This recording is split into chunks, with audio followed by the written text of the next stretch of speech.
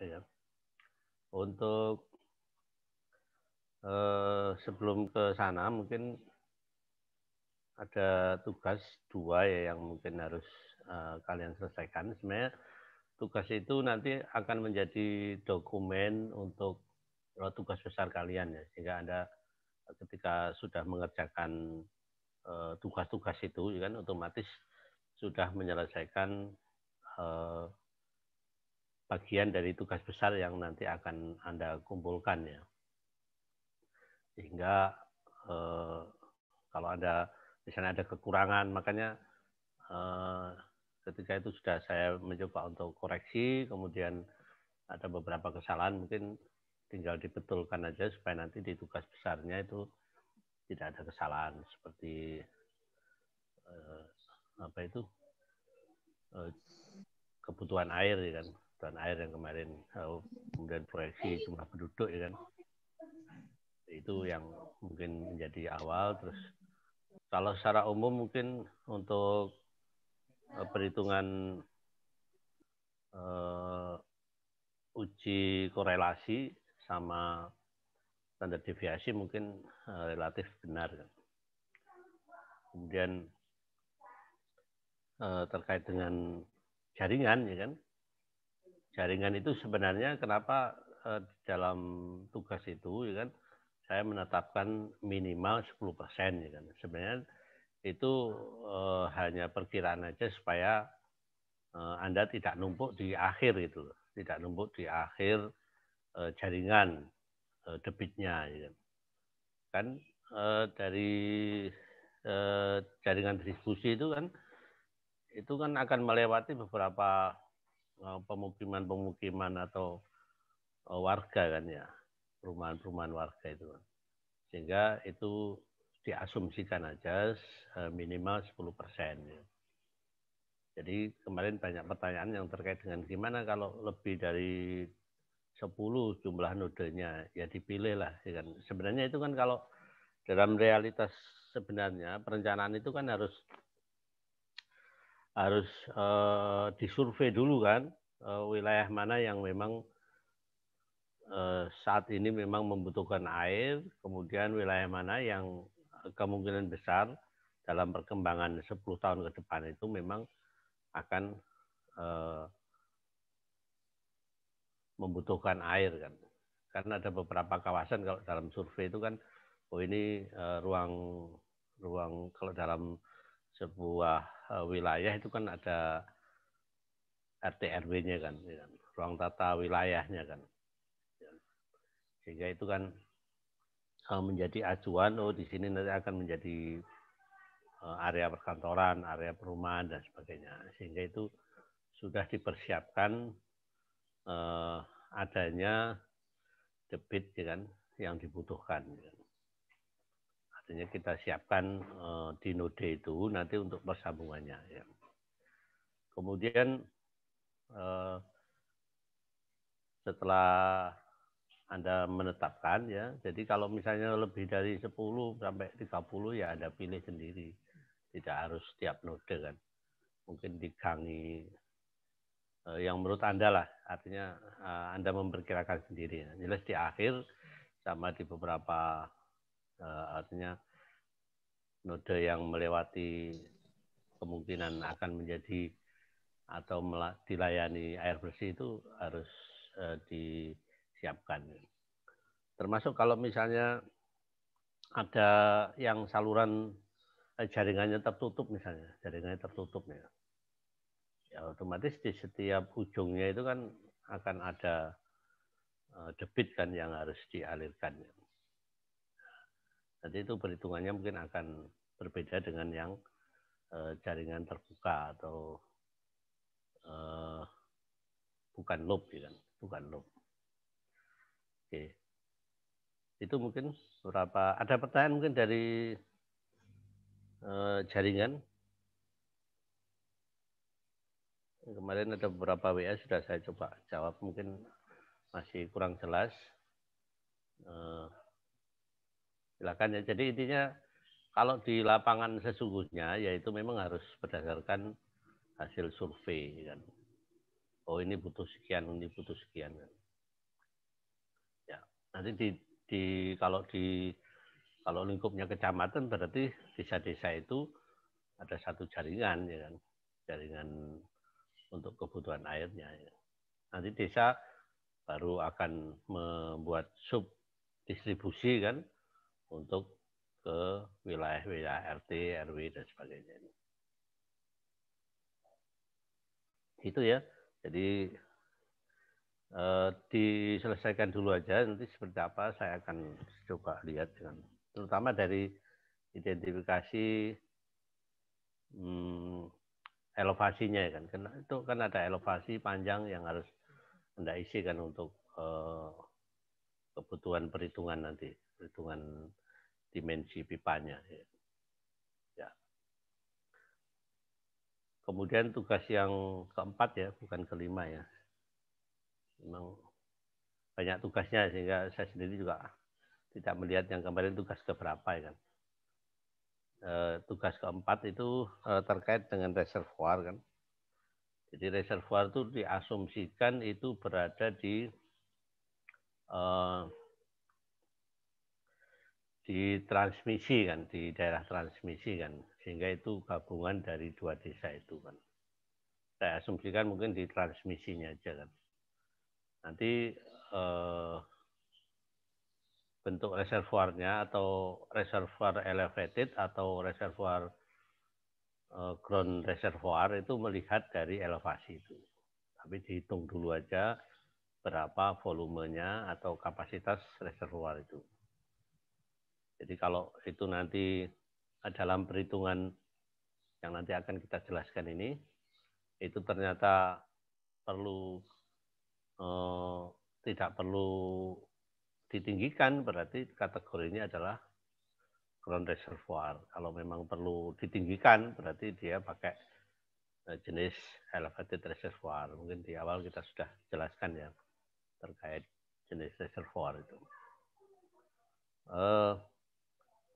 Terkait dengan pompa nanti juga akan semuanya jelas perlu pompa, walaupun elevated maupun ground reservoir kan kita asumsikan perlu pompa karena kemarin misalnya kalau untuk yang misalnya kalau elevated berarti dia pompa dari sumber ke reservoir. Kemudian dari reservoir ke pelayanan itu tidak menggunakan pompa. Ya. Nanti sebaliknya kalau yang dari sumber itu tidak perlu pompa, biasanya itu terlalu cukup tinggi ya. Kan. Terutama kalau yang sungai jelas itu perlu pompa. Ya. Kalau mata air ada kemungkinan perlu pompa atau tidak kan. Kita lihat nanti di elevasi di sumbernya ya, elevasi di sumbernya. Ada yang tanya mungkin di elevasi sumbernya yang cara menentukannya. Kemarin kan ketentuannya Anda ambil minimal 1 kilo kan ya dari titik pertemuan misalnya jaringan transmisinya kan. Ya. Jadi kan ketika ada dua desa berarti kan bertemu kan di satu titik kan ya jaringannya. Kemudian dari pertemuan dua desa itu jaringannya itu kemudian Anda tarik untuk menentukan sumbernya sekitar 1 kilo lah. Ya. Mungkin berada di wilayah lain. Kalau misalnya ada sungai, ya berarti di sungai itu. Ya. Pak mau nanya. Ya silakan. Untuk yang jaringan itu mencari debit per node itu apa luasannya mempengaruhi Pak? Luasan daerahnya? Sementara mungkin kita tidak asumsi itu ya kan.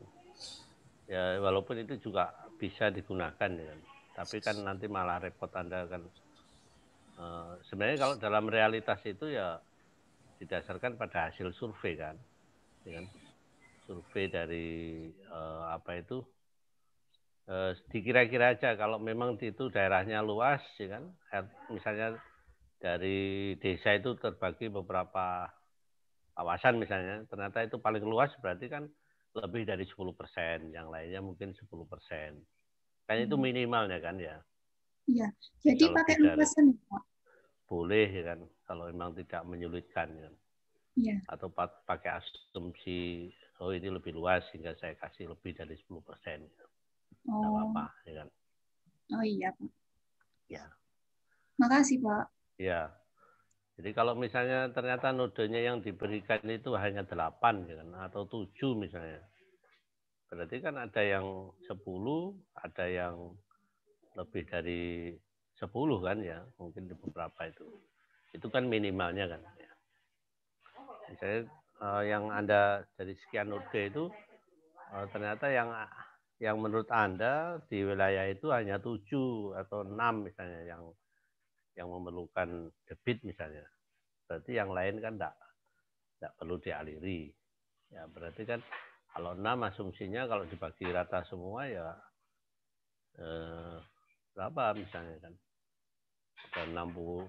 Berarti persentasenya mungkin ada yang 10, ada 30 ya kan. Ada 40%-nya ya, enggak masalah. Oke, itu saya tidak mencoba untuk ke sana, jelas dalam rangka itu sungguhnya nanti di survei yang harus menentukan berapa persennya.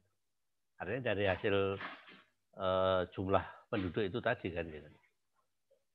Kan dari desa itu kan mungkin tersebar ke beberapa RT RW, tapi kita tidak dapat datanya kan itu, tidak dapat datanya. Ada yang lain? Oke, kalau tidak ada. Pak mau tanya. Iya. Saya sebenarnya masih bingung kan Pak, kalau saya kemarin itu nggak mikir kalau pertemuan antara desa 1 sama desa 2 itu dari situ nanti baru ke sumbernya. Jadi saya tuh untuk ke desa 2 itu melewati desa 1 dulu karena kayak gitu kan boleh ya Pak? Boleh aja. Nah, kalau misalkan di titik-titik debitnya yang kita mau identifikasi debitnya itu semakin ke arah jauh itu semakin kecil gitu kan Pak? Ya otomatis ya. Berarti soalnya kemarin tuh masih bingung kan, dikiranya kalau 10% itu setiap titiknya tuh jadi 10% dari nilainya, 10% dari nilainya. Yang kalau saya ngiranya itu di titik paling terakhir, kan saya bercabang Pak, bukan tertutup. Ya. Yang di titik paling terakhir itu saya minimalkan 10%. Baru nanti saya ngitungnya tuh mundur ke belakang gitu Pak. Jadi kayak dari awal misal 10 terus bercabang jadi satunya saya bagi 5, misal satunya 5 juga. Nanti cabang kayak gitu atau bukan Pak caranya? Soalnya ya, masih banyak ya, yang bingung juga. Kalau 5 akhirnya kan jadi banyak kan ya. Kalau 5%-an itu. Ya kan? Enggak, bukan 5% Mas ya Pak. Misalkan 10 meter kubik per detik gitu ya. Terus misalkan yang sebelah kanan nih titiknya lebih banyak Pak, nanti yang harus dialiri itu saya baginya yang kiri ini minimalnya berapa, terus sisanya saya taruh ke sebelah kanan. Nah, nanti seperti itu terus sampai terakhir. Nah, kayak gitu bener nggak Pak? Atau itu salah? Ya. Iya. Jadi intinya misalnya total debit 2 desa, 1 desa misalnya. Itu ketemunya 1 desa aja misalnya. Ketemunya 10 meter kubik misalnya, ya kan? QR-nya ya kan. Ya. Terus kemudian ada di situ setelah Anda buat jaringannya ternyata ketemu ada 10 atau 12 misalnya. 12 titik ya. Node kan. Berarti kalau 10%-an kan ada yang kurang kan ya, ya kan? Kalau dibagi 10 bagi 12 kan berarti kan tidak 10%-an kan ya. Jadi ambil aja kalau 10%-an dari 10 tuh berarti masing-masing 1 kan ya, 1 kubik kan ya, 1 meter kubik per detik kan. Ya. Sehingga dari 12 itu kalau dibagi rata berarti ada 2 node yang tidak Anda asumsikan itu ada debit yang keluar gitu. Hanya 10 aja gitu. Itu kalau Anda bagi 10. Tapi kalau Anda bagi 20-an, 20% ya enggak apa-apa, berarti kan hanya 5 kan ya. Hanya 5 kan yang Anda node yang Anda asumsikan itu ada keluar sebesar 20%-nya. Kalau 20% kan berarti 2 kan ya, dari 10 meter kubik totalnya tadi kan. 2, sehingga hanya 5 node aja. Dari 12 itu mungkin node 1 ya kan.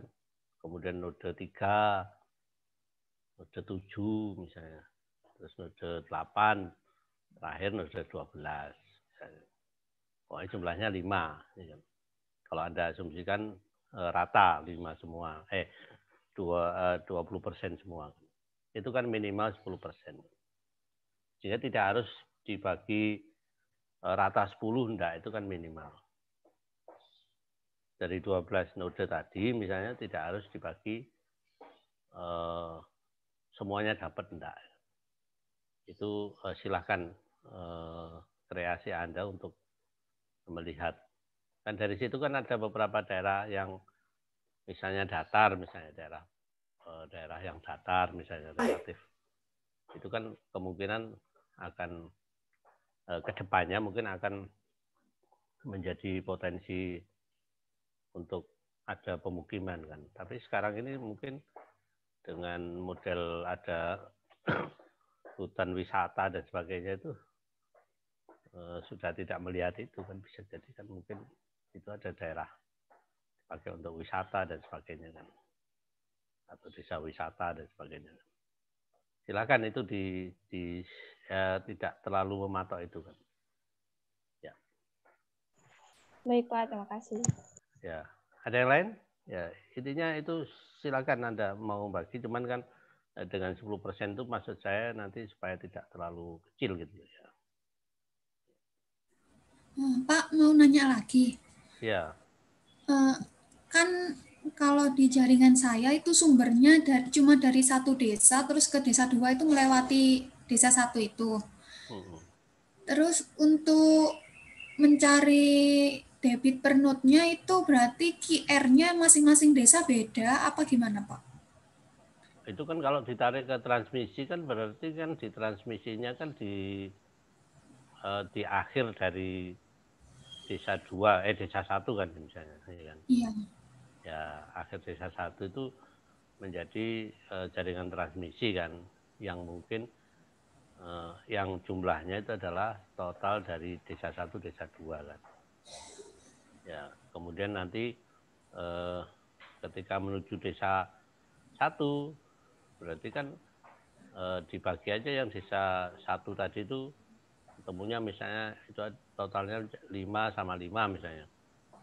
5 kubik sama 5 kubik. Berarti kalau desa 1 yang awal tadi ya Anda bagi 10 atau Anda bagi 5 ya. Masing-masing 1 misalnya. Kemudian desa 2-nya juga demikian. Kalau seperti itu kasusnya kan berarti 10% terhadap QR total 2 desa itu kan ya. Pokoknya ditransmisi lah ya. Kalau percabangannya seperti itu ya. Kalau tidak ada percabangan. Jadi QR-nya di total dulu Pak? Ya, total dulu. Ya. Oh. Kalau tidak total dulu, pokoknya bagiannya Anda konsen di per desa itu tidak apa-apa juga. Sama aja. Berarti, Anda bagi QR-nya tidak apa-apa. Kan sumbernya di desa 1. Lah itu ntar QR desa 1 sama desa 2 di total, baru dibagi luasan bisa semuanya. mau bagi luas, mau asumsi sendiri tidak apa-apa. Oh. Ya, bagi luas kadang-kadang kan malah nanti menyulitkan kan. Iya Pak. Ya, langsung diasumsikan aja lah. Makasih Nanti Pak. kalau Anda nyusun skripsinya ya juga tidak dibagi luas, dibagi berdasarkan jumlah penduduk itu kan. Ya. Makanya ini diasumsikan aja supaya mudah ya. Minimal 10%. Anda pasangnya bebas di mana. Ya, jadi misalnya tiap node itu berapa sih jaraknya, misalnya sampai ada yang lebih dari 1 kilo misalnya. Ya, Anda bisa menetapkan node yang penetapan debit itu setelah 5 kilo misalnya. Atau setelah 1 kilo tergantung dari total panjangnya itu berapa. Ya. Jadi Anda bebas itu. Oke. Nanti dalam rangka untuk menentukan supaya pipanya itu tidak sama dari awal sampai akhir kan. Ya. Karena ada duit yang diambil dari node itu. Yang lain ada? Saya, Pak. Ya, silakan. Pak, kemarin tugas saya itu dapat yang sumber airnya dari mata air, Pak. Oh, iya, tapi di desa saya itu nggak ada, itu gimana, Pak? Ya, Anda sudah lihat memang desamu? Udah, Pak. Survei ke lapangan sana? Oh, belum, Pak. Ya itu kan hanya apa ya, fiktif lah, supaya nanti bahwa itu bangunan di sumbernya itu nanti pakai ground capturing gitu. Bedanya kan di situ. Kalau mata air itu. Bedanya di situ. Kalau nanti kan akan beda kan bangunan di sumbernya itu kan akan beda. Yang antara mata air, kemudian sumur sama sungai kan beda. Kalau sungai kan ada intake kan ya. Ada intake dari sungai, ada intake. Kemarin kita sudah bahas kan di intake di awal itu. Nah itu kan ada intake tower, ada macam-macam kan ya. Nah itu kalau yang dari mata air, ya Anda tetapkan aja di mana. Mata air kan bisa jadi mata air itu berada di bawah, bisa berarti berada di atas kan. Kalau berada di bawah kan Anda berarti membuat sebuah kolam kan ya. Kalau berada di lereng berarti Anda membuat model bangunan penangkap di lereng itu yang nanti dilihat di teorinya ground capturing itu. Kalau sumur, ya kalau sumur berarti harus ada pompanya kan ya, sumurnya berapa ya kan. Ya, itu aja hanya untuk ilustrasi aja kan supaya beda dengan yang lain. Nah, semuanya Siap, Pak. Terima kasih, Pak. Ya semuanya datanya hanya saya bedakan supaya Anda mungkin nanti kalau menemui sesungguhnya itu akan seperti itu. Ada yang lain? Makasih, Pak. Ya. Kalau tidak ada, untuk reservoir mungkin dicoba dulu seperti apa ya, karena itu kan terkaitnya dengan ini tuh latihan. Jadi asumsikan di dua desa itu yang diambil adalah debit harian ya, bukan debit rata-rata ya, bukan debit rencana ya, tapi debit harian. Kalau debit harian itu berarti debit apa? Kalau debit domestik harian ditambah non-domestik. Ya, jadi hanya debit harian rata-rata yang dipakai.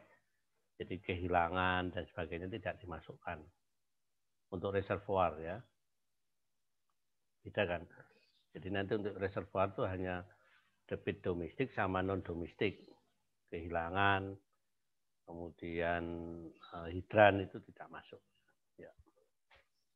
Itu aja. Baiklah, kalau tidak ada yang kita lanjutkan, nanti kalau misalnya ada tanya, bisa di akhir. Saya share screen dulu terkait dengan materi hari ini.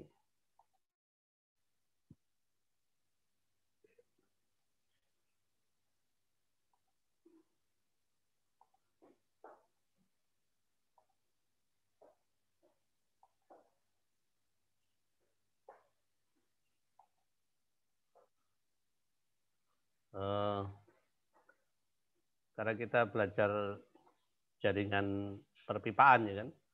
Jadi jaringan perpipaan kita mengenal di situ yang utama adalah pipa dan aksesoris sambungan pipa, kan, yang nanti mungkin banyak Anda temui.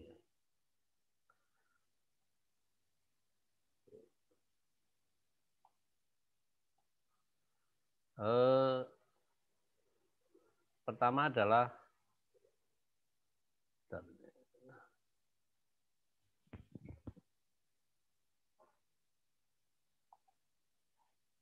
pengertian dulu, kan.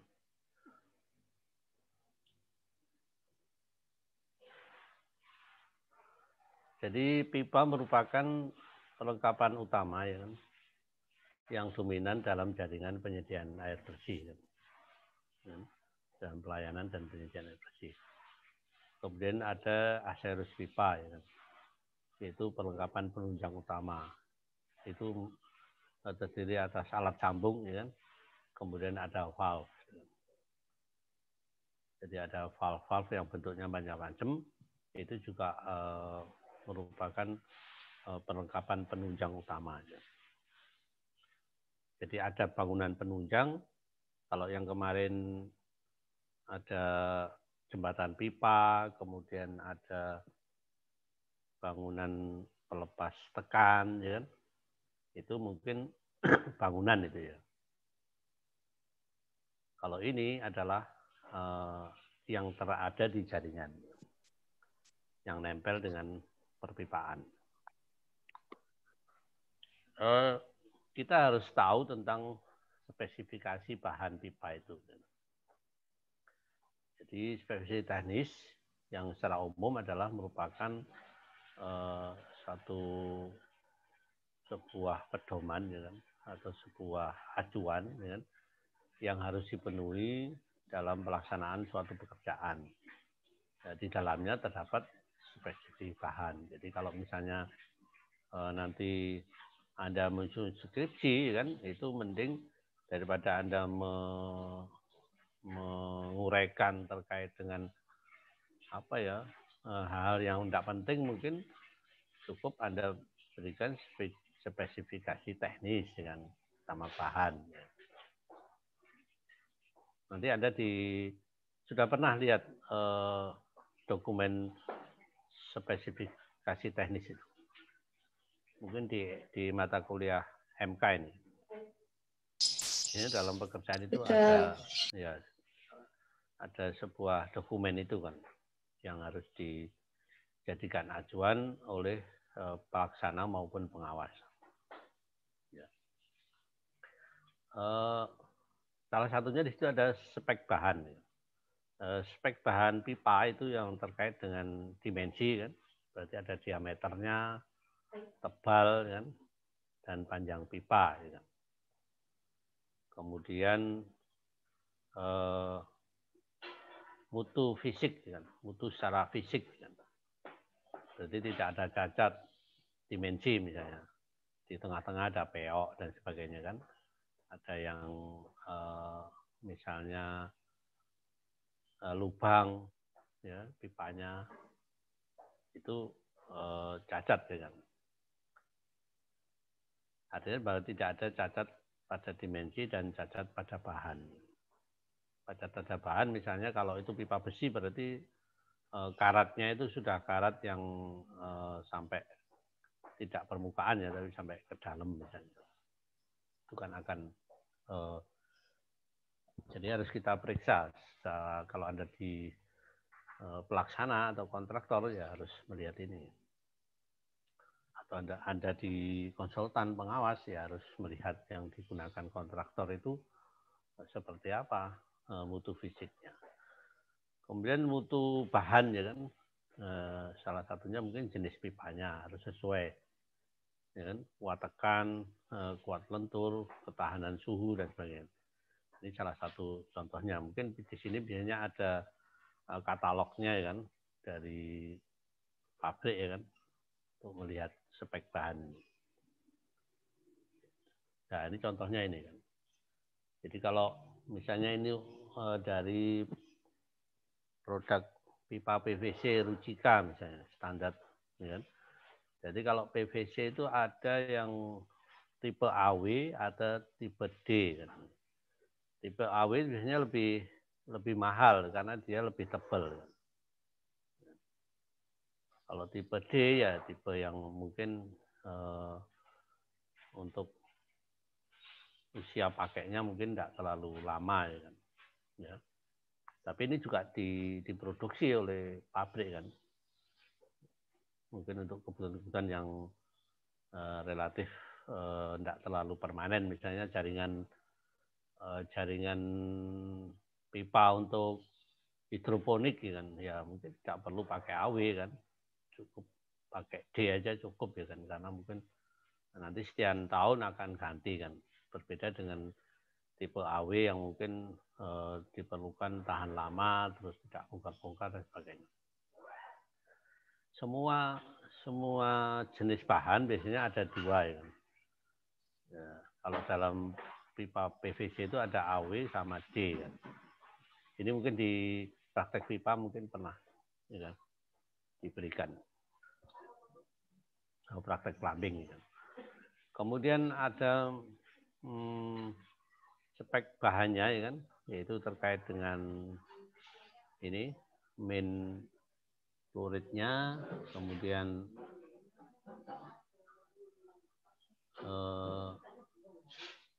modulus dan sebagainya. Ini adalah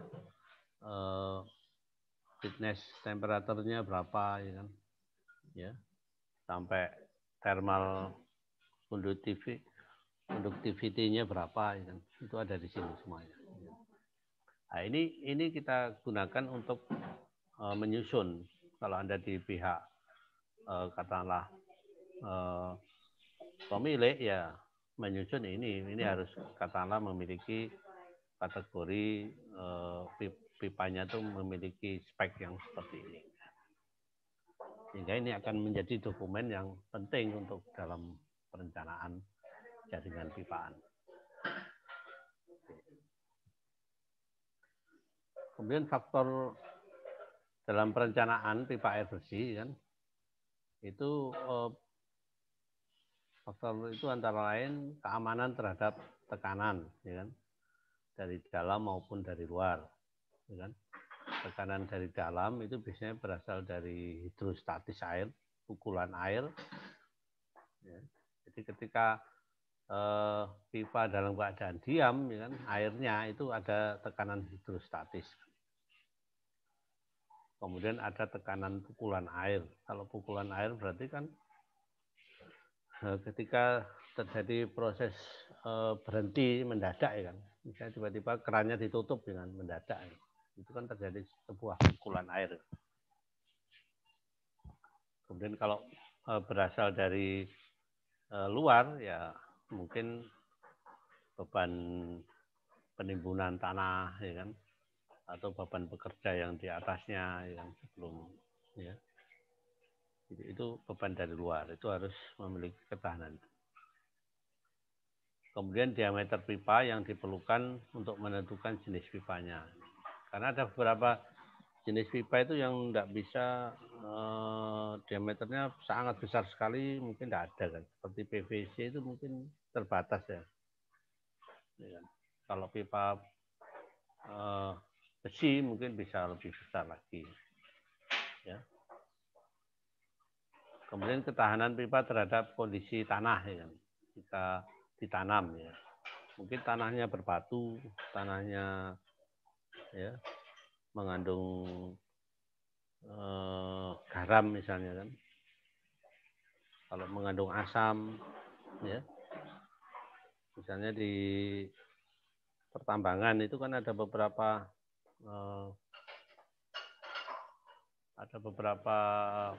mineral ya yang mungkin mengandung asam, mengandung, nah itu harus diperhatikan ya, jenis pipa yang sesuai apa.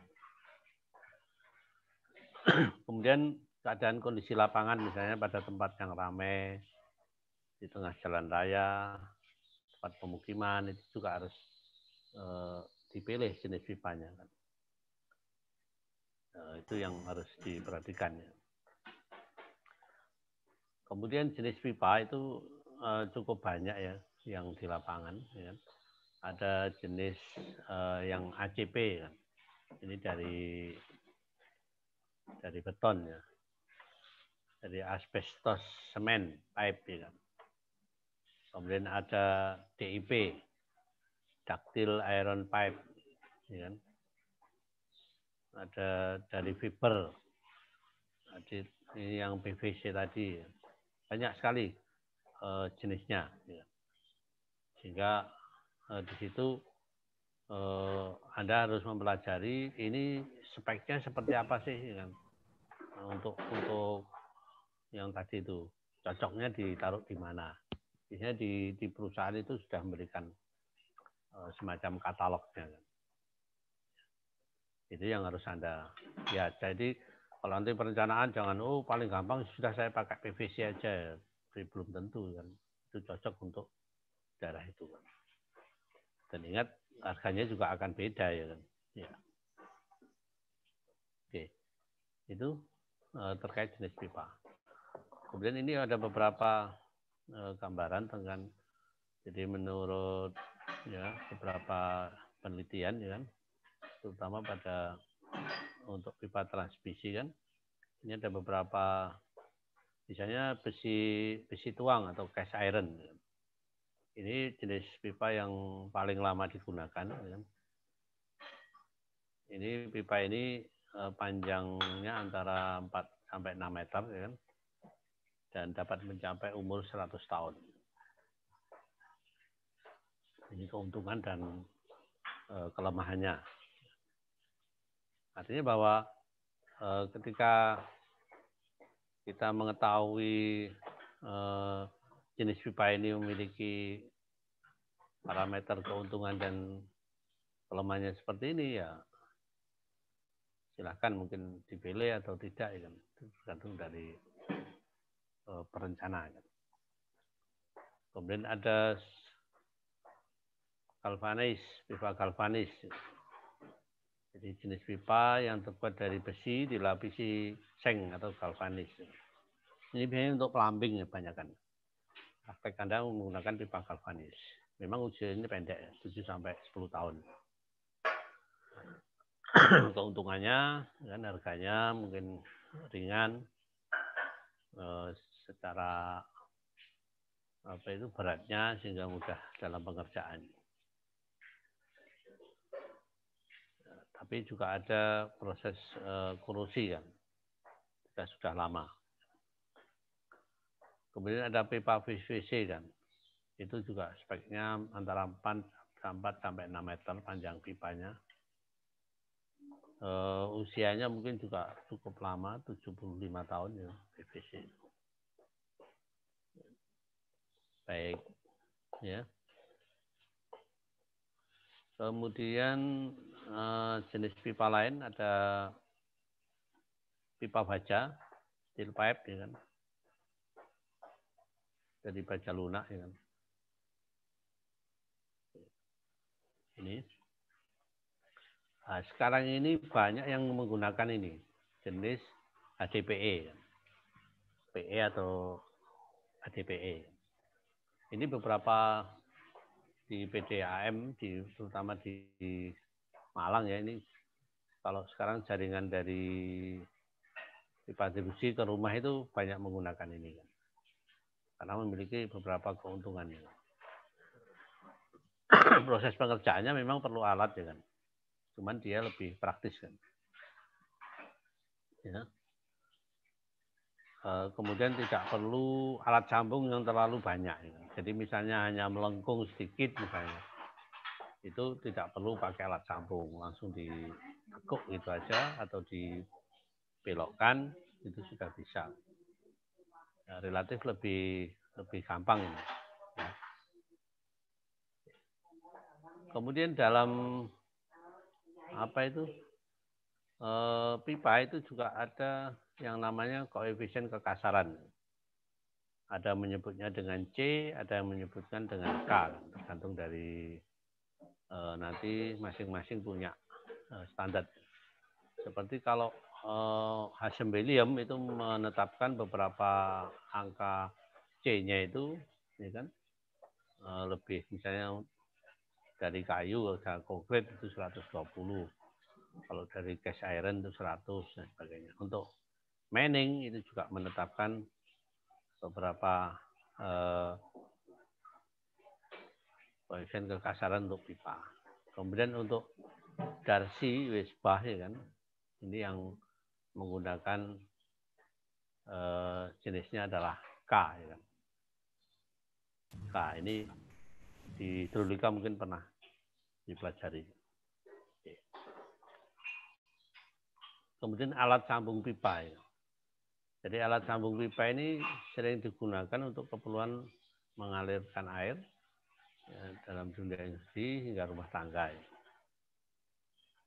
Jadi terutama beberapa jenis pipa, ya kan, itu kan akan melewati misalnya belokan, ya. Kemudian penyempitan atau diameternya berubah, ya kan, dari besar ke kecil atau kecil ke besar. Ya, itu akan kan kalau tidak alat sambung, kalau ada alat sambung ini kan lebih gampang, ya. Dan alat sambung untuk pipa distribusi berbeda dengan plumbing, ya. Baik itu paralon maupun pipa PVC maupun pipa besi, kan. Nanti ada lihat di beberapa. Jadi kalau plumbing kemarin kan Anda cukup pakai soket yang ulir, kan, ya. Pakai ulir itu, kan, ya. Tapi kalau yang di pipa ini sudah alat sambungnya mungkin harus pakai seal, ya kan, pakai karet seal, kemudian pakai harus dikencangkan dengan mur baut dan sebagainya. Jadi lebih sulit, ya, cara pengerjaannya, ya. Oke. Mungkin saya tidak pasang gambarnya di sini. Jenis alat sambung itu macam-macamnya, bisa berupa soket, ya kan. Jadi soket itu alat sambung untuk yang lurus. Kemudian ada elbow, yaitu untuk kondisi belok, ya.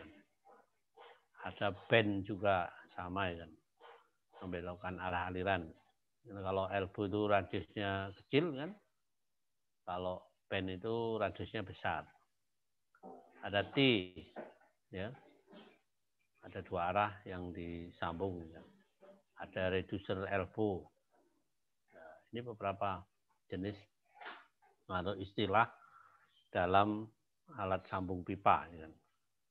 Ada barrel, ini mungkin di praktek pipa, ya, Anda sudah dapatkan ini. Ada plug, ada stop cran, ya. Ini saya ambil kran ini macam-macam, ya, termasuk sini belum masuk yang ini apa itu. Jadi kalau nanti Anda menemui di beberapa, ya, kan, silahkan ditambahkan, tidak apa-apa. Artinya banyak sekali ini, ya, macamnya. Ini saya ambil hanya sebagian aja. Oke. Itu terkait dengan kalau Anda nanti menggunakan jenis pipanya. Anda kan masih belum menentukan jenis pipanya, kan, ya. Di sini kan hanya mengidentifikasi panjangnya, debitnya, ya kan, belum menentukan jenis pipanya. Nanti pipanya kalau ada kesulitan, ya karena ini tugas, ya, mungkin kita bagi aja, ya kan. Ada yang pakai iron, ya kan, ada yang kombinasi dari itu, ya, supaya kan nilainya kan beda, nilai C, nilai K-nya, kan, ya. Kalau semuanya PVC nanti kan karena akan beda dalam perhitungan nanti. Baik, itu mungkin terkait dengan jenis alat sambung pipa. Sudah habis ini untuk penjelasan satunya. Kita lanjutkan ke, ada pertanyaan mungkin dari yang sudah dijelaskan.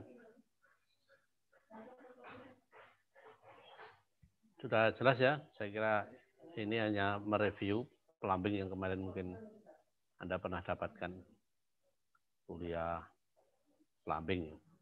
Ya. Kalau tidak ada, kita lanjutkan ke materi yang lebih menukik lagi, ya.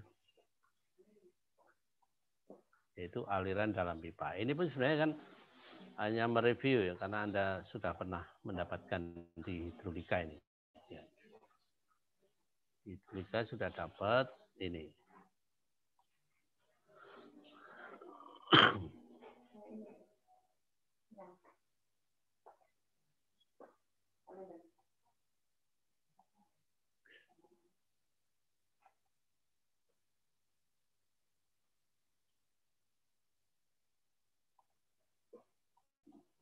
Aliran dalam pipa. Aliran dalam pipa itu biasanya sering disebutnya adalah aliran tertutup. Ya kan?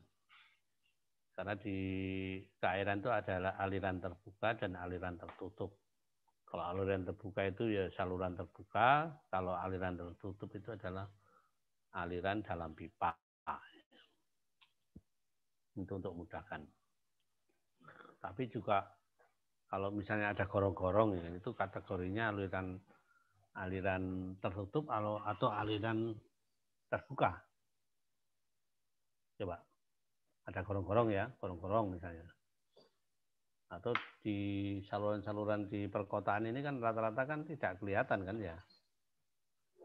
Di depannya ruko itu ada aliran tapi semuanya tertutup semua, tidak kelihatan. Itu kategorinya aliran terbuka atau aliran tertutup?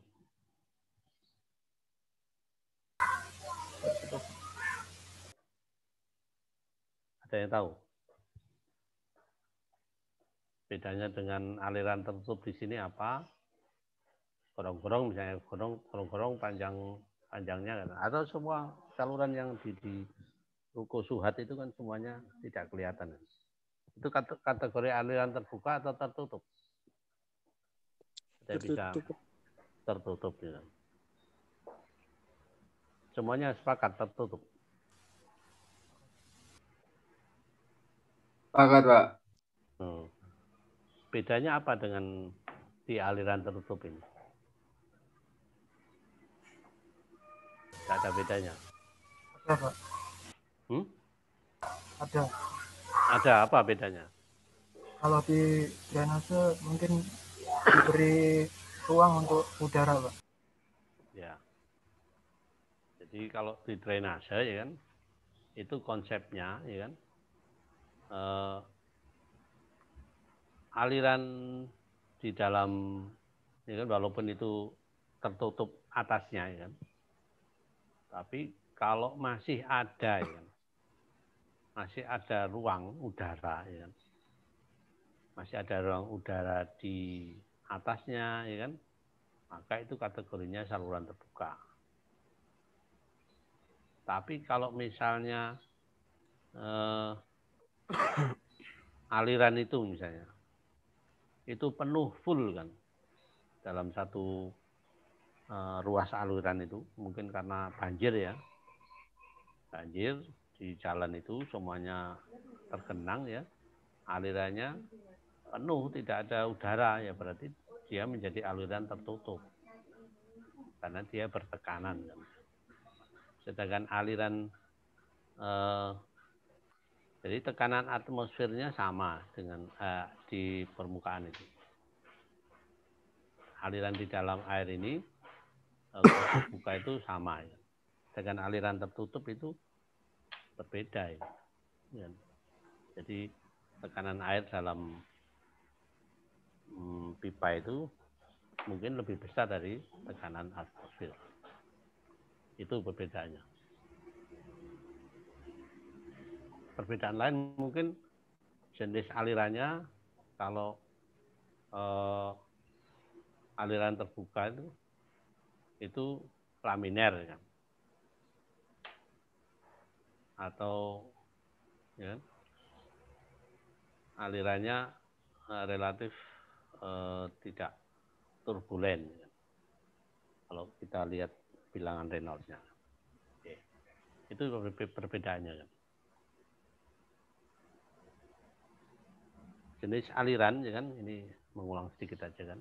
Ada mengalir berdasarkan waktu, jarak, kekentalan fluida, sama arah aliran. Jadi kalau berdasarkan waktu itu ada aliran steady, ada aliran tetap, aliran tidak tetap, unsteady flow. Kemudian jenis aliran kalau didasarkan pada jarak, ya kan, ada aliran seragam, tidak seragam. Artinya dalam serentang jarak tertentu yang kita amati itu sama, ya, kecepatannya sama, ya kan. Kalau kecepatan tidak sama, ini sudah berarti itu ada perubahan, ya, perubahan dimensi, ya. Itu perubahan, ya, itu sudah berarti tidak seragam lagi. Kemudian ada aliran laminer dan turbulen, ya. Itu tergantung dari kekentalan, ya. Jadi kalau aliran laminer turbulen itu biasanya menggunakan parameternya menggunakan bilangan Reynolds. Ini mungkin di Jelika sudah dijelaskan. Oke. Kemudian ada aliran 1 dimensi, 2 dimensi, dan 3 dimensi. Ini salah ketiknya. Jadi yang kita tinjau biasanya kalau dalam perhitungan-perhitungan kita itu kita meninjaunya 1 dimensi kan, dari satu arah aja kan. Nah, kemudian yang perlu kita perhatikan ini karakteristik aliran dalam pipa, ya. Ini yang kita harus pegang, ya kan. Ya. Jadi karakteristik aliran dalam pipa itu, kalau ini sebuah pipa seperti ini kan, ya, itu ini ada tandon, ya kan. Kemudian ada outlet, ya kan. Maka di sini ketika air dalam kondisi diam ada tekanan hidrostatisnya, ya kan, yang bentuknya segitiga ini. Kemudian ketika mengalir, ya kan, ketika mengalir itu ada beberapa energi, ya kan. Ada energi kinetik, ya kan. Kalau dari bawah berarti ada energi potensial. Ada energi potensial sebesar Z ini. Kemudian ada energi tekanan, ya, sebesar P per gamma. Kemudian energi kecepatan, ini kalau mengalir, ya. Kemudian satu lagi ada kehilangan energi, ya, atau losses. Disebut ada major losses, ada minor losses. Kalau major losses itu di sepanjang pipa ini, kalau minor losses ada sambungan, ada perubahan bentuk ini. Dari ini kemudian keluar ini berarti ada minor losses. Nanti kita bahas. Kemudian ada gradien tekanan, ada gradien energi kan. Jadi kalau gradien tekanan itu akibat dari P kan, kalau gradien garis energi itu akibat dari V kuadrat per 2G. Ini yang harus menjadi pedoman kita dalam kita menghitung tekanan, ya.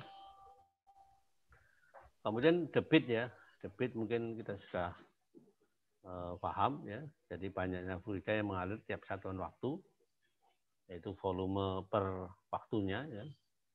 Atau bisa dirumuskan jadi kecepatan dikali penampangnya. Kecepatan adalah kecepatan aliran, penampang adalah luas penampang pipa. Jadi saya kira tidak terlalu sulit kan. Kemudian ada juga yang harus menjadi pedoman adalah persamaan kontinuitas, ya.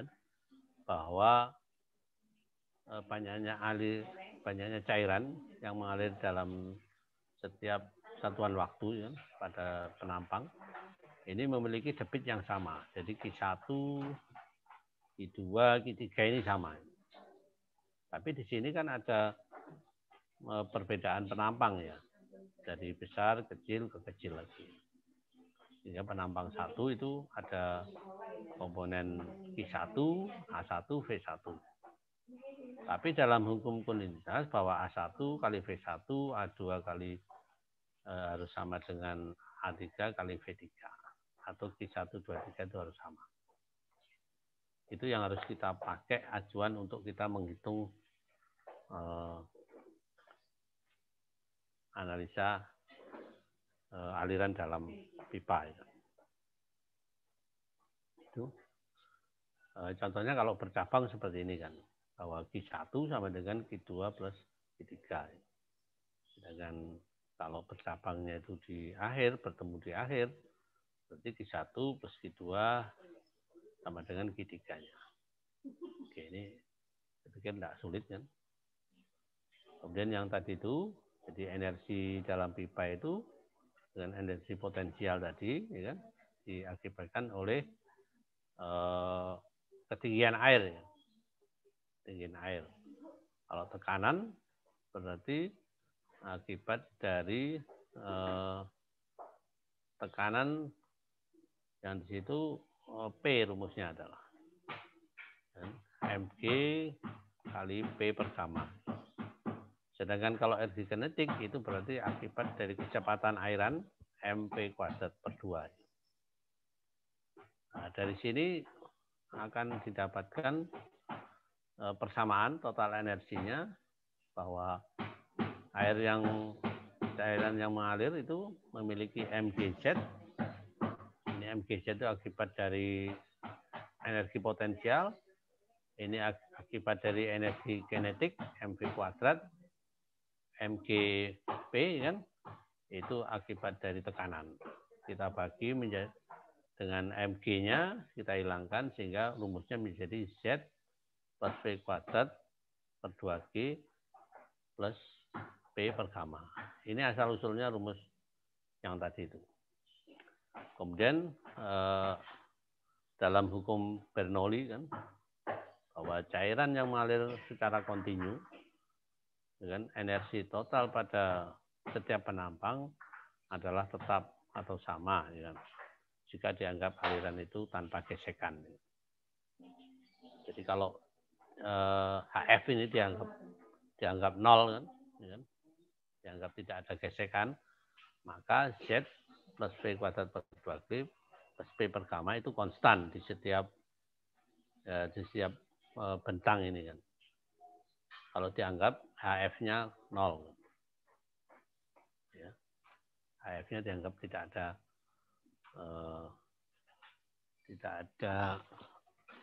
kehilangan akibat gesekan air dengan permukaan pipa. Ini diturunkan kalau ideal seperti ini. Nanti kalau ada AF-nya otomatis akan beda. Oke. Kemudian total energinya kalau dari penampang tadi misalnya kita hitung ya kan, sehingga akan menimbulkan atau dapat dihitung seperti ini. Tekanan di A sama tekanan di B kan. Jadi total energinya harus sama. Ya. Nah, di sini maka ZA plus VA kuadrat per 2G PA per gamma itu sama dengan ini. Itu juga harus sama dengan di C ini. Ya. Kalau kita anggap AF-nya, ya kan. Kemudian dengan mengabaikan tekanan atmosfer, maka kita mendapatkan tekanan atmosfer berarti di A ini kan ya. Di A ini kan tekanan atmosfer ini kan. Di A sama yang di VB ini kan. Ya. Sehingga ada tinggal tekanannya adalah PB-nya di sini ada, ya. Kemudian VC-nya di sini ada kecepatan, ya. Sehingga H ini sama dengan P per B sama dengan VC kuadrat, atau VC ini, ya, VC ini di tekanan kecepatan di C ini sama dengan akar 2GH VC ini. kalau kita menggunakan persamaan ini. Jika dianggap ada energi di titik B dan C, maka persamaannya menjadi seperti ini. ZB ya, plus VB kuadrat bagi plus PB pertama sama dengan yang di C ini. Jadi kita anggap adalah di sini. Oke. Kita menentukan VC-nya dulu. VC itu berasal dari ini. Ya. Untuk dimasukkan ke sini. Ya. PB sini kecepatan berapa itu? Otomatis VB kan 0 kan ya. Tidak ada kecepatan ini. Yang ada kecepatan kan di sini. Oke. Itu beberapa penjelasan terkait dengan analisa total energinya. Oke. Contohnya ini kalau untuk debit kan. Ya. Jadi kalau menghitung debit, misalnya berapa sih debitnya untuk air yang mengalir dengan diameter 45, kecepatan sekian, ya kita tinggal hitung aja berapa Q-nya.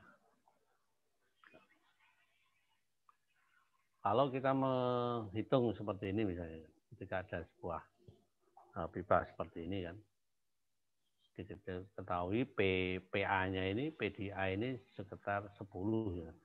Nanti kalau Anda menghitung per node ya kan, itu kan misalnya dari awal kan, node 1 ke 2 misalnya. Di keduanya kan ada P-nya berapa. Jadi ketika menghitung ke 2 ke 3 otomatis P-nya ini menjadi catatan. Kemudian VA-nya juga menjadi catatan. VA di sini tadi berapa kan.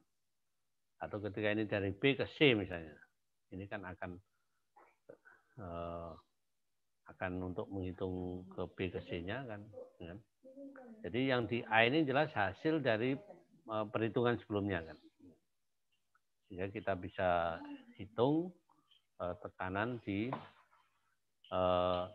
B-nya ini jadi berapa ya. Dengan menggunakan hukum kontinuitas, kemudian persamaan Bernoulli, kita bisa menentukan PB ini berapa. Ya. Nah, nanti dalam perhitungan akhir kalian itu, ya kan, itu kan di awal-awal itu kan ada sebuah kriteria perencanaan ya di slide yang awal itu. Kriteria perencanaan itu adalah di akhir, ya kan, di akhir pelayanan itu harus mencapai 10 meter kolom air, ya kan. 10 meter kolom air itu ya P per gamma ini. P per gamma ini. Ya. Di 10 meter kolom air kan. Ya. Itu harus mencapai itu. Otomatis nanti kalau kurang harus dimodifikasi, mungkin ditinggikan reservoirnya atau ditambah pompa, ya kan, di beberapa pompa itu kan kemarin ada 2 pompa yang sebagai buzzer kan, yang mendorong kan, ada juga pompa yang memang pengambilan. Itu yang harus dilakukan. Oke. Ini nanti dicoba dihitung sendiri berapa ya. Nah, ini kehilangan tinggi tekan ya, yang tadi mungkin kita belum singgung ya, bahwa kehilangan tinggi tekan itu kehilangan yang dalam penerapan prinsip Mercavlia ya kan, maka bentuk kehilangan energi ini ya dijumpai pada aliran dalam pipa. Kalau aliran terbuka ada enggak kehilangan energi itu? Coba ada yang bisa, kan pernah belajar irigasi ya, irigasi maupun drainase. Ada enggak kehilangan di saluran terbuka ini? Bentuknya ada, apa? Pak. Di mana contohnya? Contohnya di mana?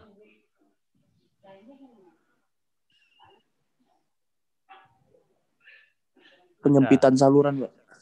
Penyempitan saluran itu jelas. Penyempitan pada saluran. Kemudian ada ini misalnya di pak kontrol misalnya kan. Iya, Pak. Ya, digorong-gorong ya kan. Jadi gorong-gorong ya kan, dari saluran bentuknya berubah dari persegi menjadi lingkaran, itu berubah, itu juga akan ada namanya kehilangan tekanan. Atau di inlet ya kan. Di inlet saluran drainase itu ya. Kemudian di dalam saluran tertutup ini kan, jadi kehilangan itu ada macamnya, ada kehilangan mayor, yaitu dipengaruhi oleh panjang pipa, dan kehilangan minor yang dipengaruhi oleh penempatan alat sambung pipa. Ya. Tapi biasanya untuk di jaringan ya kan, itu yang diperhitungkan hanya kehilangan mayor aja. Kehilangan minor mungkin terlalu kecil kan ya. Jadi nanti kalau Anda menghitung jaringan itu yang mayor aja dihitung, ya kan. Yang minornya mungkin tidak perlu, alat sambung dan sebagainya mungkin diabaikan. Ya. Kan di situ kan ada soket kan, menjelaskan ya. Ada soket, ada T, ada belokan dan sebagainya kan. Itu kalau di jaringan itu dianggap tidak ada kan. Tapi nanti kalau dalam instalasi pompa itu diperhitungkan ya kan. Kehilangan minor itu. Atau instalasi plumbing ya, di gedung itu harus dihitung kan. Tapi kalau dalam pipa distribusi atau transmisi itu biasanya tidak diperhitungkan yang minor itu. Tuh. Kemudian perhitungan HF ya kan, itu banyak metodenya, cuman mungkin kita akan ambil 2 metode ini aja, Darcy, Weisbach, sama Hasum-Williams. Ya. Kalau Darcy Weisbach ya kan, itu menggunakan parameternya ini, HF sama dengan F kali LV kuadrat per D per 2G. Ya. Ini keterangannya. Kan F ini kan harus dicari menggunakan diagram Modi kan ya. Masih ingat diagram Modi? Masih, Pak. Ya, masih ingat ya. Diagram Modi kan ya. Tapi sebenarnya juga bisa dihitung menggunakan rumus ini kan. Ya. Rumus tadi di depan ada kekasaran pipa ya. Ya, kita masukkan di sini, kemudian bilang Reynolds-nya kita hitung dengan rumus yang tadi. Nah, nanti ketemu berapa F-nya kalau tidak menggunakan diagram Modi. Ya. Oke. Kemudian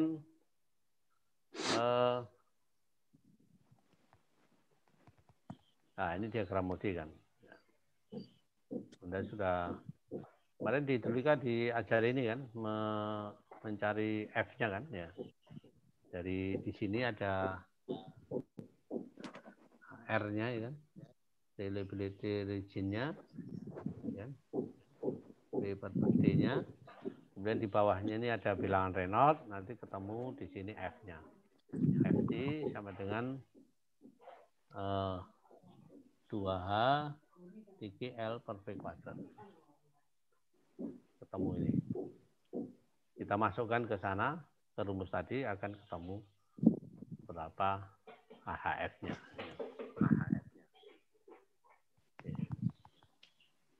Kalau Hasum-Williams, ya kan, itu menggunakan rumus seperti ini kan. Rumusnya di beberapa ini sama ya kan. Dan ini ada beberapa ada yang ini pangkatnya dikeluarkan ya kan. Ada yang tidak ya. Ini saya coba untuk pangkatnya saya pakai ini kan. Jadi rumusnya adalah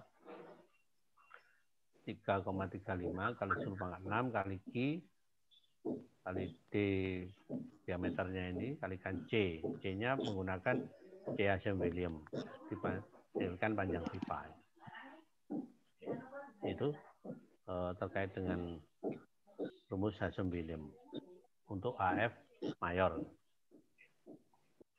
Kemudian kalau minor itu kehilangan minor ini atau minor losses ini ada beberapa macam, dengan pada pelebaran, penyempitan, kemudian karena perbedaan mulut pipa, ya kan, belokan, reservoir tadi kan, reservoir jelas itu ada minornya.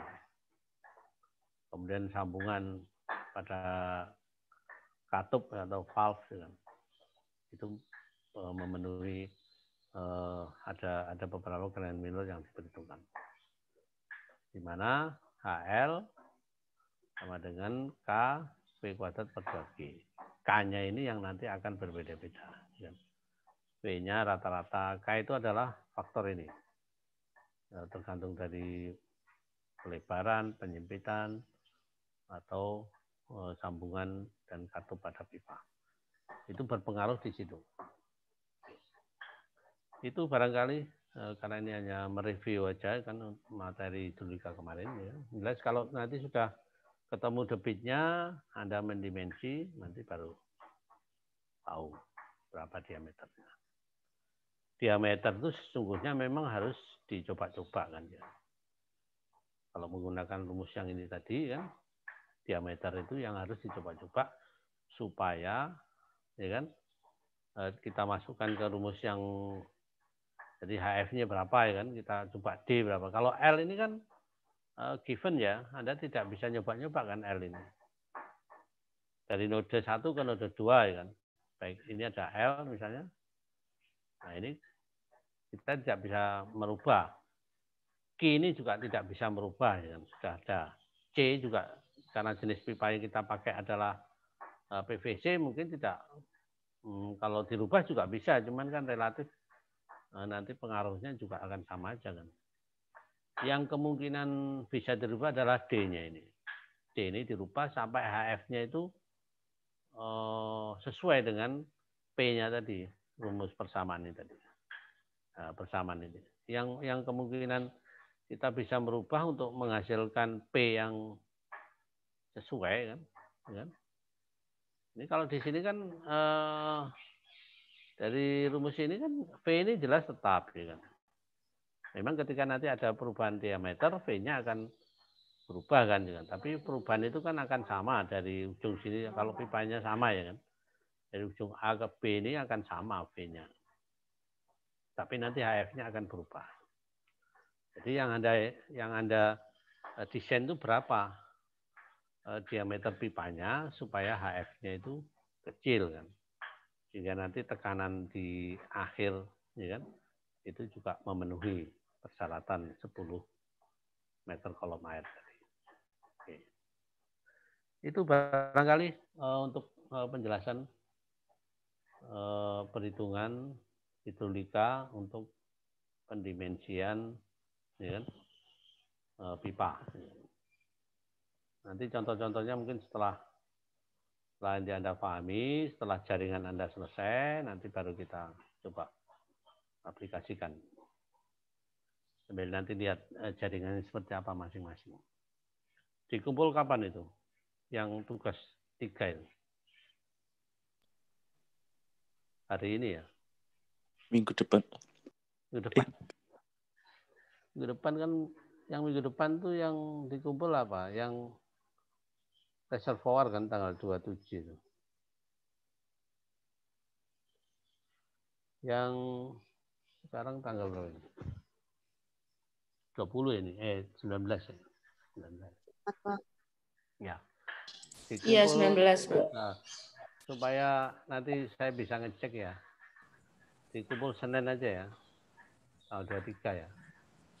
Yang tugas 3. Iya, Pak. Tugas 3. Iya, Pak. Semampunya dulu enggak apa-apa. Misalnya enggak selesai semuanya enggak apa-apa. Jelas jaringannya kan sudah selesai kan. Misalnya identifikasi konturnya mungkin belum semuanya enggak apa-apa ya. Ya. Jelas sudah ada datanya kan. Nanti kita coba aplikasikan perhitungan menggunakan rumus-rumus ini seperti apa sih kan. Ya. Jadi minggu depan itu ada 2 tugas yang harus Anda kumpul. Tanggal 23 itu tugas 3, 27-nya tugas reservoir. Oke. Kan hanya saya aja kan yang tugasnya di kalian. Yang lain kan tidak ada kan mata kuliah lain. Yang lain banyak, Pak. Banyak ya. Sama Pak, banyak sekali Pak. Setiap mata kuliah selalu tugasnya lebih dari satu Pak. Ya, tetap semangat. Tidak apa-apa Pak, semangat Pak. Tetap semangat, terima kasih Bapak. Ya, karena ini dalam rangka Anda supaya paham itu. Kalau ditumpuk-tumpuk nanti, makanya kalau saya itu sebenarnya tidak sulit mengasih nilai kan. Ya, karena saya bisa mengecek setiap minggu ada tugas yang harus dikumpul. Kalau kadang tugas itu saya hanya cek ini belum ngumpul dan sebagainya. Ya. Jadi kalau nanti ada meet yang nilainya kecil ya berarti tugasnya tidak ngumpul, hanya ikut ujian online kemarin aja kan. Atau ujian online salah ngirimnya bisa jadi kan.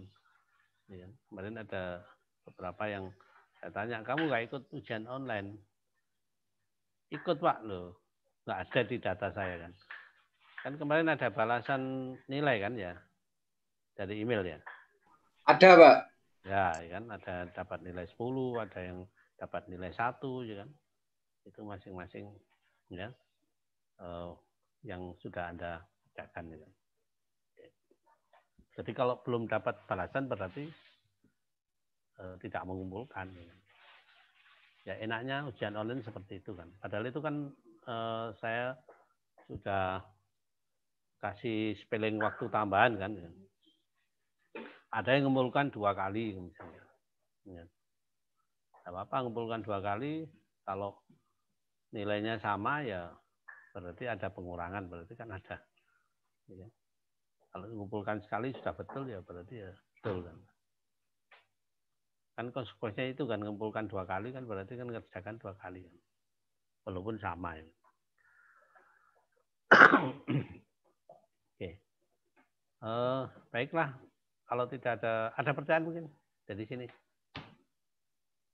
Kita masih belum bahas tentang yang apa itu loop ya. Ada yang jaringannya menggunakan loop dari kalian. Yang jaringannya ada loopnya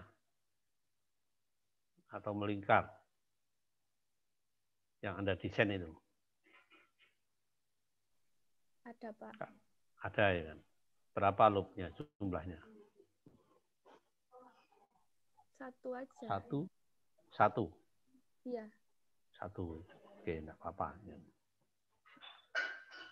Jadi tidak perlu takut dengan loop ya. Memang kalau loop nanti kan penyelesaiannya mungkin akan ada iterasinya kan. Ada iterasinya. Ya. Kemarin itu ini ada apa itu? Materi enggak ada ya. KBS itu kemarin dapat enggak dari Bu Mona? Yang ajar Bu Mona ya kemarin KBS-nya. Bukan. Siapa? Pak Zen, Pak. Pak Zen, ini kan. Yang diajar Bu Mona ada? Bu Mona ngajarnya irigasi, Pak. Enggak yang KBS. Enggak ada ya? Tidak. Enggak ada. Pak Zen. Oke. Kemarin. Pak, saya mau tanya. Tugasnya yang kemarin yang di jaringan itu kan ada diameter, Pak. Itu sama diameternya berarti, Pak? Ya enggak toh, kamu belum ngitung diameternya sekarang ini baru kita. Oh iya, soalnya waktu di skema itu ada panjang sama, berarti diameter nggak usah, Pak ya? Nggak usah. Oh ya. Diameter itu nanti kita beri setelah Anda tahu ini, ya kan? Kemarin ingat saya sudah saya sampaikan bahwa minus diameter. Ya, diameter dikosongi aja.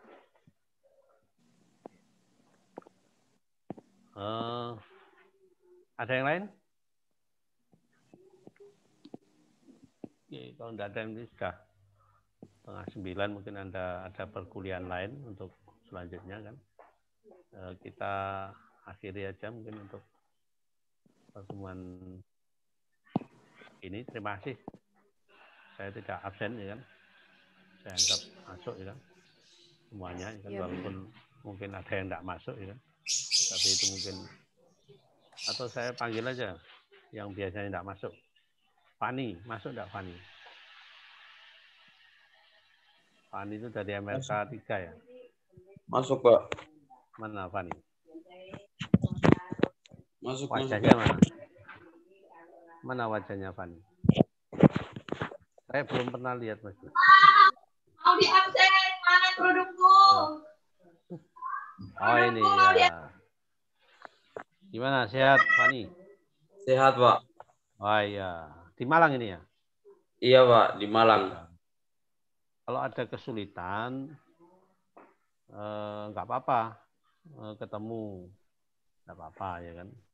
Iya. Karena, jadi misalnya ada kesulitan ngerjakan tugas, ya kan? Pak saya nggak bisa pakai online, ya kan? Saya mungkin kalau tinggal di Malang aja nggak apa-apa, ya. Karena intinya kita ingin bahwa kalian itu paham dengan yang saya jelaskan. Ya. Tidak hanya Fani, mungkin yang lain juga gitu. Silahkan kalau misalnya pas saya di kampus misalnya, Pak, saya pengen ketemu gitu. Ya, untuk nggak apa-apa ya. Tetap semangat ya, Fani. Ya. Iya, Pak. Terima kasih, ya, Pak. Pokoknya intinya mengalir aja seperti air bersih nih, ya kan. Ya, Pak. Semuanya harus dikerjakan, walaupun salah nggak apa-apa. Ya, salah itu lebih bagus daripada tidak dikerjakan. Ya. Iya, Pak. Karena kita belajar dari salah dulu kan. Oke, ya tetap semangat ya. Ya, terima kasih. Harus jadi putra daerah yang membanggakan untuk. Berikutnya siapa ini? M. Arisa. Ya biasanya pasangannya Fani. M. Arisa ada?